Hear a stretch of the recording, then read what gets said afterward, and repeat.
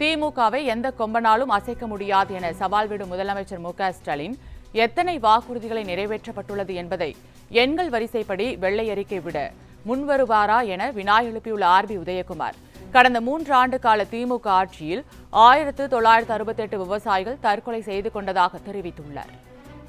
திமுக கடந்த 2021 சட்டமன்ற தேர்தலில் கொடுத்த 525க்கும் மேற்பட்ட வாக்குறுதிகளில் 15% வாக்குறுதிகளை கூட நிறைவேற்றவில்லை என்பது இந்த நாட்டு மக்கள் நன்றாக அறிவார்கள். எந்த கொம்பனாலும் திமுகவை அசைத்து பார்க்க முடியாது என்று சவால் விடும் மாண்புமிகு முதலமைச்சர் ஸ்டாலின் அவர்கள் எந்தெந்த வாக்குறுதிகளை நிறைவேற்றியிருக்கிறேன் என்று தேர்தல் வாக்குறுதி எண்கள் வரிசைப்படி வெள்ளை அறிக்கை வெளியிட முன்வருவாரா என்கிற கேள்வி மக்கள் மத்தியிலே எழுந்திருக்கிறது.